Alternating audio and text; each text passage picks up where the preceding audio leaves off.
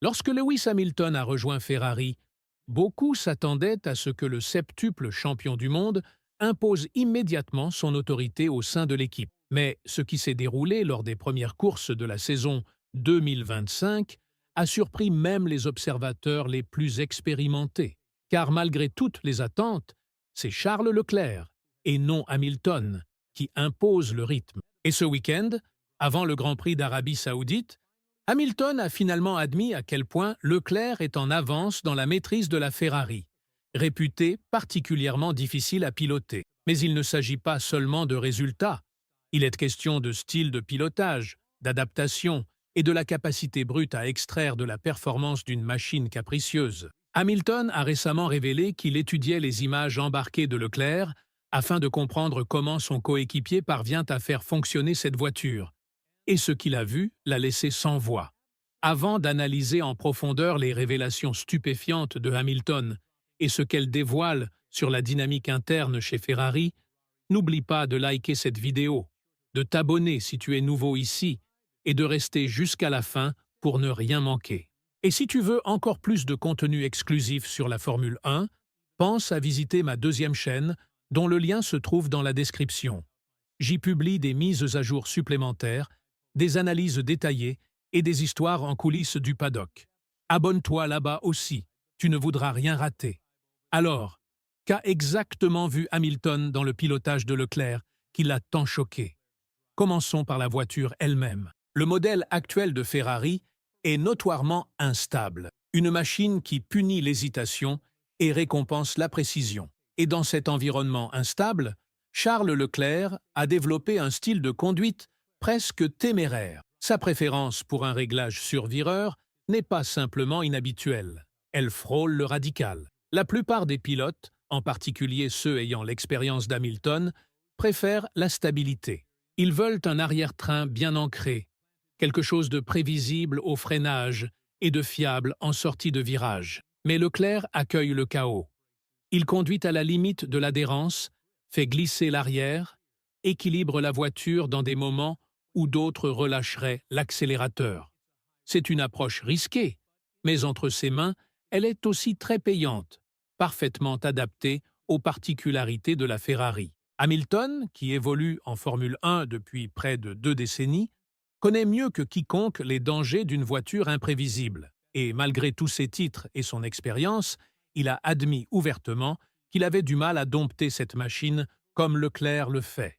La régularité avec laquelle Charles parvient à trouver de la performance est devenue une référence interne chez Ferrari. Tandis qu'Hamilton passe week-end après week-end à expérimenter différents réglages, hauteur de caisse, différentiel, système de freinage, les gains restent minimes. De son côté, Leclerc choisit généralement un réglage dès le début du week-end et s'y tient. Cette prise de décision rapide lui rapporte gros, surtout en qualification, où la performance sur un seul tour est cruciale, et où Hamilton, il faut le dire, a été mis en difficulté.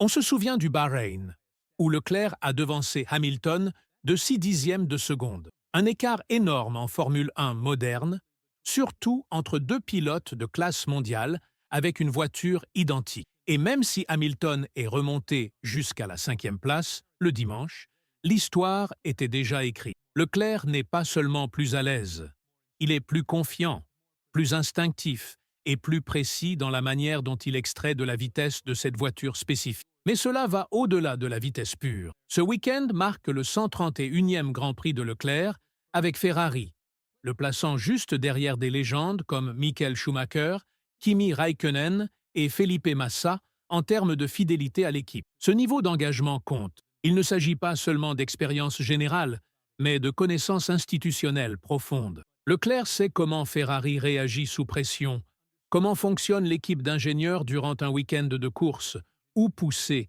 et où faire des compromis. Ce sont des subtilités qu'Hamilton, malgré son immense palmarès, est encore en train d'apprendre. Ajoutons à cela la transition technique qu'Hamilton traverse.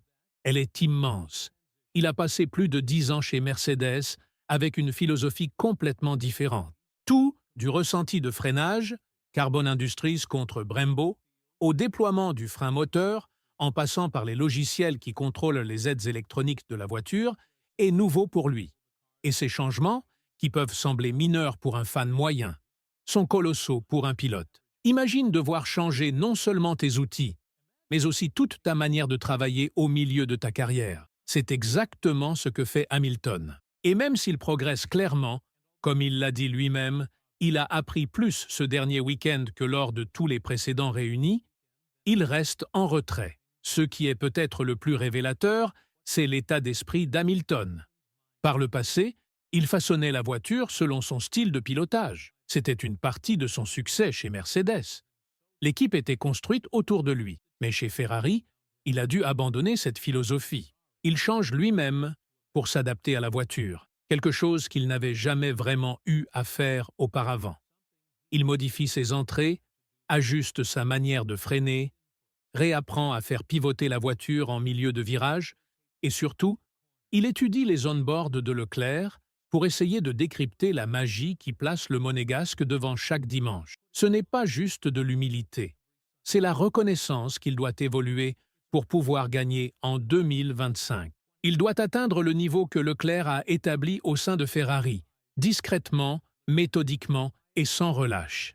Et c'est ça, la véritable révélation. Ce n'est pas seulement que Leclerc est plus rapide, c'est qu'Hamilton, un septuple champion du monde, le reconnaît publiquement et change tout pour le rattraper. Car s'il y a bien une chose qu'on a apprise sur Lewis au fil des ans, c'est qu'il ne faut jamais le sous-estimer. Il est peut-être en train de chasser maintenant, mais lorsqu'il rattrape, cela se termine généralement en feu d'artifice.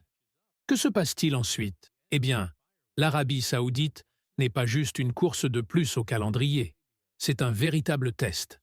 Un circuit comme Jeddah, avec ses virages ultra rapides, son asphalte lisse et ses faibles variations d'altitude, élimine bon nombre des variables qui ont jusqu'ici masqué les véritables performances de Ferrari. C'est là que la précision compte, c'est là que la confiance au volant est primordiale, et c'est là que le contraste entre Leclerc et Hamilton devient fascinant. Pour Charles, c'est un terrain familier.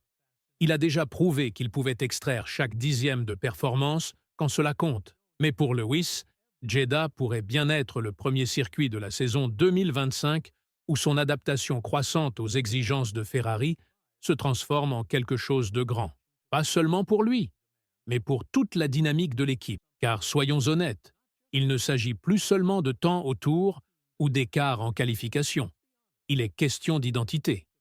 Ferrari a recruté Hamilton pour diriger, élever l'équipe, ramener l'ADN de champion à Maranello. Mais en ce moment, c'est Leclerc qui agit en véritable pilier de l'équipe. Il ne fait pas que livrer des résultats, il impose le rythme. Et cela change tout.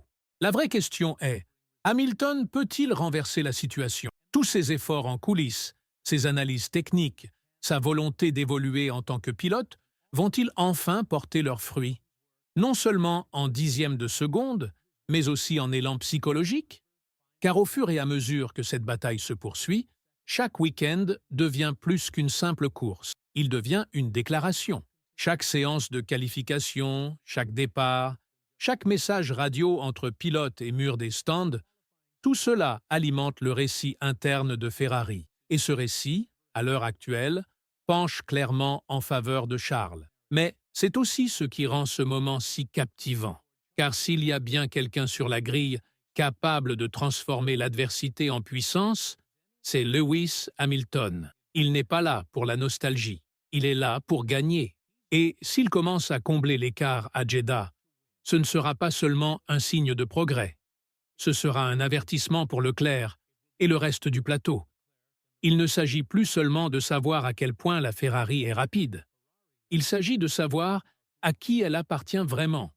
Et à mesure que la tension monte, ne soyez pas surpris si cette rivalité interne devient le scénario le plus explosif de la saison. Dis-nous ce que tu en penses dans les commentaires. Penses-tu que Leclerc a définitivement pris les commandes chez Ferrari ou qu'Hamilton est sur le point de signer l'un de ses célèbres retours?